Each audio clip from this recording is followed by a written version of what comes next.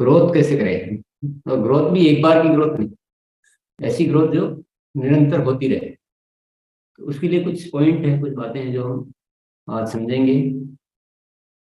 सबसे पहली बात है, उसके लिए अगर आपको ग्रोथ करनी है तो मूल्य आधारित टीम होनी चाहिए, जिसमें क्या क्या हो, जिसमें अभियान वाली सोच हो, जिसमें मूल्य आधारित शिक्षा हो, और जो बड़ी जिम्मेदारी का भाव रखते हो। यानी मजबूत सेना होनी चाहिए, मजबूत साथी जो हर समय हर काम के लिए तैयार हो, सीखते हो, अनुशासित हो, जिम्मेदारी समझते हो। ऐसी एक टीम का निर्माण करना बहुत जरूरी है। अब बोलेंगे टीम तो हमारी बहुत सारी है, पर उसमें से कुछ जिम्मेदार साथियों को ऐसे छांटना है, और वो भी बड़ी संख्या में। बड़ी संख्या में ये विशेष तौर से मैं उनको बोल रहा हूँ, मल्टी टेक्निकल एचिवर्स को।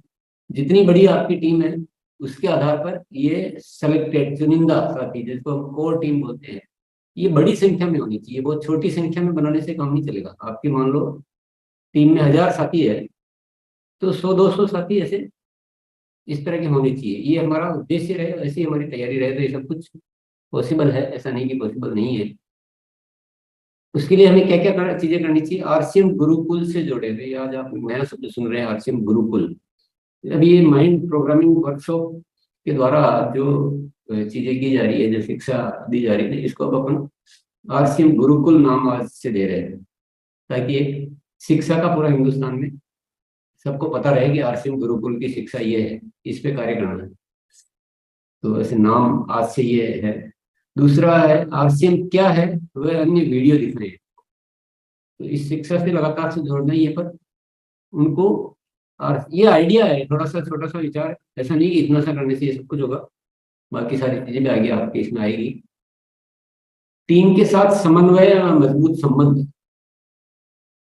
समन्वय का मतलब होता है कि उनकी भी सुने, और सब में एक विचार चलने चाहिए। जो एक ऊपर से हो रहा है वो सब कुछ पालन हो। पालन कब होगा, जब वह विचार कन्विंस होगा, यानी सहमत होंगे तब वो। और दूसरा, आपस में संबंध मजबूत होने चाहिए। अगर टीम में आपस में मजबूत संबंध नहीं है, विचार मिलते जुलते नहीं है, बातचीत नहीं होती है, आपस में तालमेल नहीं बैठता है, तो ये सब चीजें फिर ग्रोथ करने में बहुत दिक्कत आती है। लीडरशिप डेवलपमेंट व लगातार काउंसलिंग। लीडरशिप शब्द का मतलब यहाँ वही है जो प्रारंभ में हमने बात की थी। जिम्मेदार साथियों की बड़ी संख्या, जिनको कुछ करना आता हो अपनी अपनी स्टेज वाइज, जिनको होम मीटिंग लेना आता हो, जिनको फॉलो अप करना आता हो, जो अभियान प्रचार करना जिनको आता हो, जिनको बोलना आता हो, इस तरह की टीम डेवलप करते रहे प्रारंभ से ही, और लगातार उनसे बातचीत करते रहे। ये विशेष तौर से ये वाली जो ट्रेनिंग है ना, ये रोयल्टी टेक्निकल के संबंधित ज्यादा है। वैसे तो सभी के लिए ही है, सभी को आगे बढ़ना ही है, परंतु विशेष तौर से। और सभी साथियों को आज ये ध्यान रखें कि हम, क्या होता है कि अपने आप को अच्छा मानते हैं तो खुद ही सारे काम करते रहते हैं, और टीम को सिखाते नहीं कि नहीं इससे तो होता ही नहीं, ये तो बोलता नहीं, ये तो ये नहीं करता है, और उनको ऐसे छोड़ते जाते हैं। ये बहुत बड़ी मिस्टेक हमसे होती है, जो आगे जाके हमको बहुत तकलीफ दे बनती है। प्रारंभ से ही कामों को सौंपे, करवाएं। एक बार में नहीं होगा, इसका मतलब ये नहीं कि छोड़ दिया। बहुत सारे साथी आप जाओगे, वो कहेंगे नहीं मेरे से नहीं बोला जाएगा, आप ही बोलो। तो आप भी क्या करते हो कि चलो, नहीं ऐसा नहीं करना, नहीं आपको बोलना है, थोड़ा सा बोलो, जो भी बोलो आप बोलो, शुरुआत करो, या बोलने की प्रैक्टिस कराए, क्योंकि लीडरशिप में बोलने से प्रारंभ होती है, बहुत जरूरी बिल्कुल। ऐसे अन्य चीजें हैं, उनको समझा के फोर्स करके सारे काम करने वाले बहुत सारे साथी टीम में होने चाहिए, ये ध्यान रखने की बात है। ज्यादा सक्रिय साथियों के साथ ज्यादा प्लानिंग करें। अब इतना सब कुछ करने के बाद भी कुछ साथी ज्यादा सक्रिय होते हैं, कुछ कम होते हैं, कुछ बिल्कुल नहीं होते हैं। तो हमें बड़ी ग्रोथ लाने के लिए जो ज्यादा सक्रिय साथी है उनके साथ बेहतर प्लानिंग, ज्यादा प्लानिंग करनी पड़ेगी। बड़े प्रोजेक्ट बनाकर टीम को उसमें सम्मिलित करें। ये ग्रोथ के लिए बहुत इंपॉर्टेंट फॉर्मूला है, और इसके बिना ग्रोथ आ ही नहीं सकती है। आपस में तालमेल बिठा के बड़े बड़े प्रोजेक्ट बनाए। कुछ भी हो सकते हैं वो प्रोजेक्ट, आपके अपने अनुसार हो सकते हैं, आपके वर्तमान जो है कार्य है, स्थिति है, उसके अनुसार आपके प्रोजेक्ट होंगे।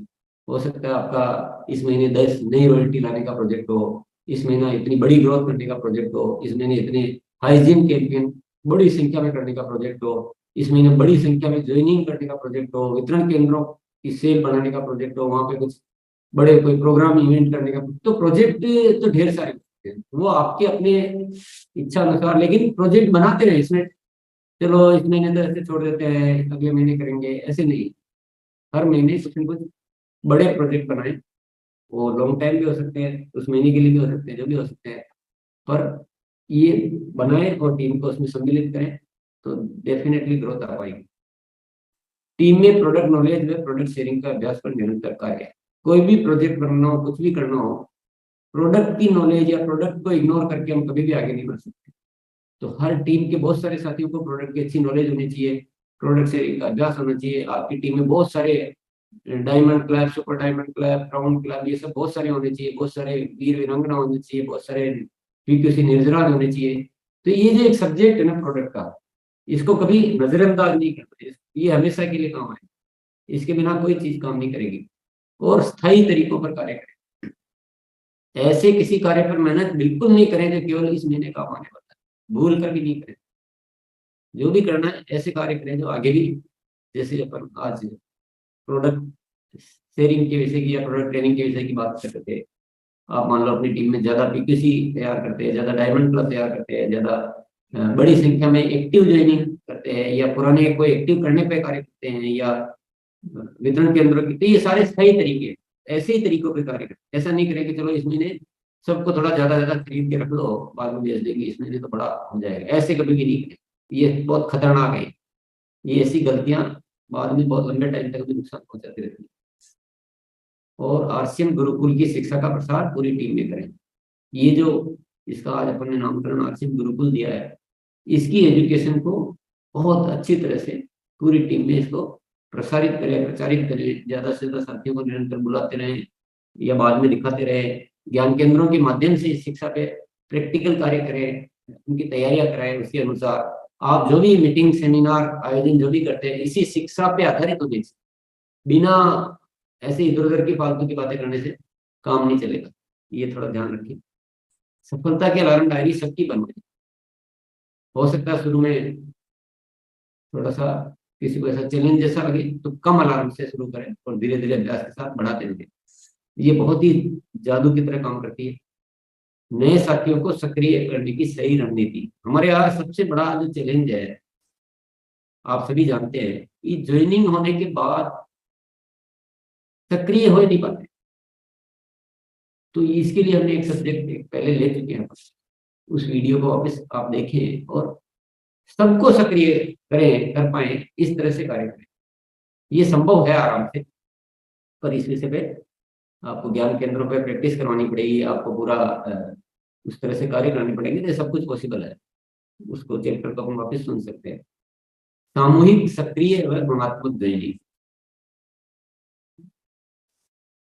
ज्वाइनिंग को ग्रुप में ज्वाइनिंग करवाइए। हम जनरली क्या करते हैं, एक ज्वाइनिंग करवाते हैं और एक ज्वाइनिंग करा के ठहर जाते हैं और उसको भी भूल जाते हैं। हर किसी के परिचित तो होते ही है, आपके दिमाग में ये रखो कि एक ज्वाइनिंग नहीं करेंगे, 5 7 10 एक साथ ज्वाइनिंग करेंगे, पूरा ग्रुप की करेंगे, और वह भी कैसी करेंगे, एकदम एक्टिव। फिर वो आगे से आगे ग्रुप के ग्रुप हमको बताते जाए और वो मल्टीप्लाई होती रहे।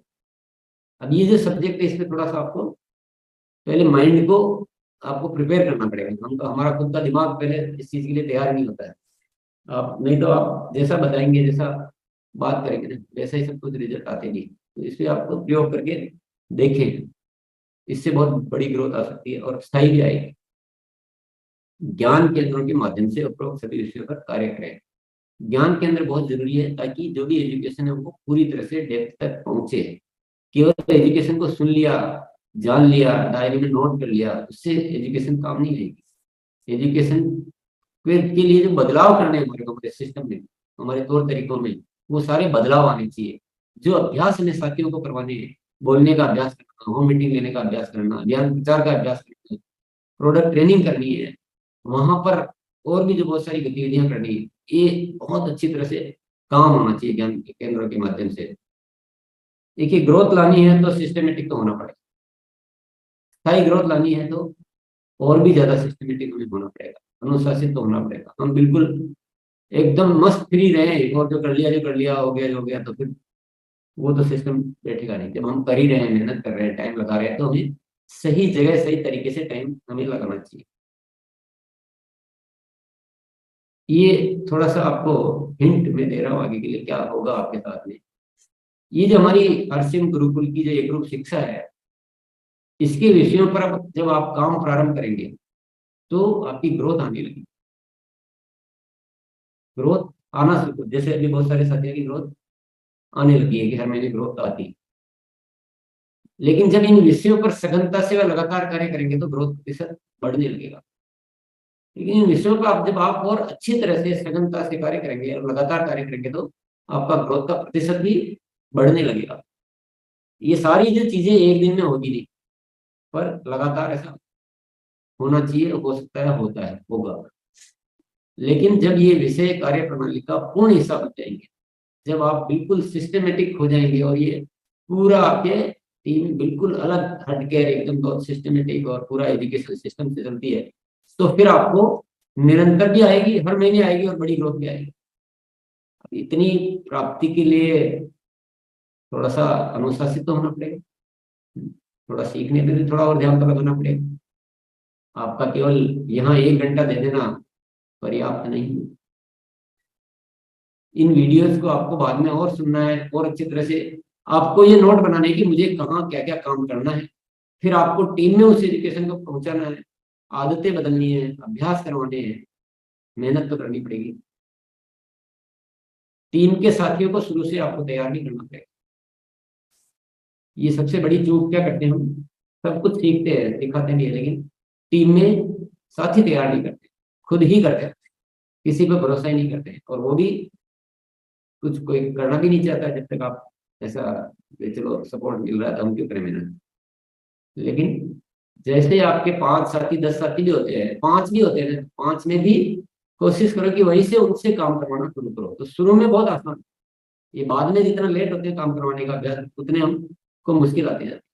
तो अभी जब तक जो होना था तो हो गया, पर आज से हम ये एक बड़ी जो चेंज लानी है वो करें, और एक शिक्षा में मुझे चेंज लाना है कि इस शिक्षा को नीचे तक पहुंचाए कैसे। तो ये कुछ बातें थी, और ये अंतिम जो सत्य है, सफलता का कोई शॉर्टकट नहीं होता है। आप ये उम्मीद करो कि मैं ऐसा बता दूंगा कि चलो ये एक वीडियो देख लो और ये कर लो तो ग्रोथ आ जाएगी, ये सब फालतू की बातें हैं। ऐसा कोई होता नहीं है, पूरी दुनिया में कोई ऐसा शॉर्टकट नहीं बना हुआ है।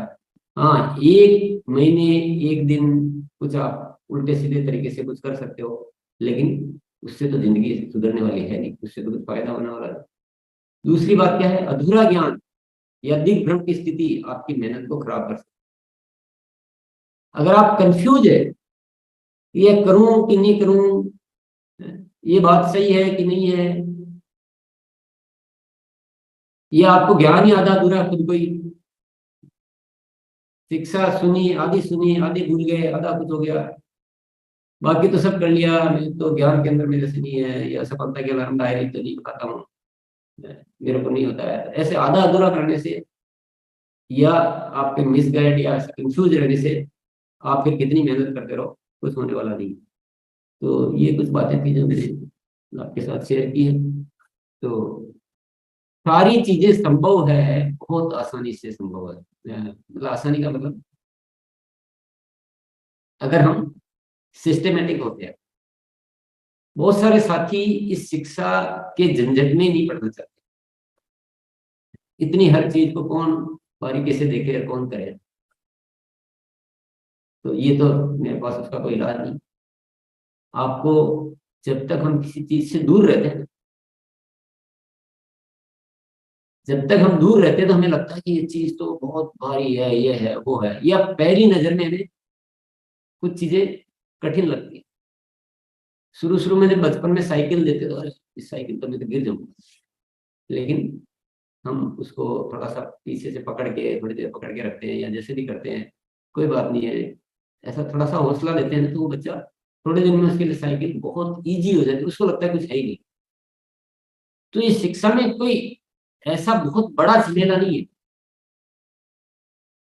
इससे 100 गुना ज्यादा भारी शिक्षा तो वो जो कॉलेजों में होती है ना, सीए की शिक्षा, इंजीनियरिंग की, डॉक्टरेट की शिक्षा या और अन्य बहुत सारी डिग्रियां होती है, वो तो बहुत ज्यादा भारी शिक्षा होती है, लेकिन वहाँ हम अनुशासन से करते हैं, एग्जाम देते हैं, पढ़ाई करते हैं, कोई चूक नहीं करते। और यहाँ पर हम थोड़े से लापरवाह होते हैं। बाकी कोई चीज नहीं हो सकती ऐसा कुछ नहीं, हो सब कुछ सकता है।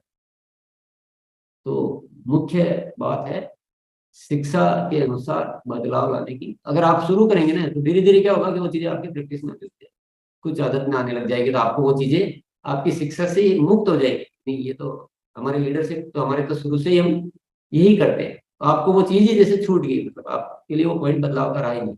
आपके प्रोडक्ट ट्रेनिंग वगैरह का इतना सिस्टम बना हुआ है, वो भी फिर छूट जाएगा। आपके आपस में तालमेल रिलेशन का वो भी आदत ही है, तो वो भी छूट जाएगा। तारीफ करने की सब में प्रैक्टिस हो गई, तो जैसे जैसे प्रैक्टिस हो जाती है तो फिर आपको कुछ कुछ ही चीजें करने के लिए रह जाए, फिर आप बड़े बड़े प्रोजेक्ट बना सकते हैं। तो ऐसे है तो थोड़ा, लेकिन इसको न तो आप फालतू माने न मुश्किल माने, बस इसमें जो आपसे भी हो रहा है उतने करते जाए, धीरे धीरे ये सारी शिक्षा जो है आपके उसमें आ जाएगी, जहन में आ जाएगी। तो बहुत बहुत धन्यवाद।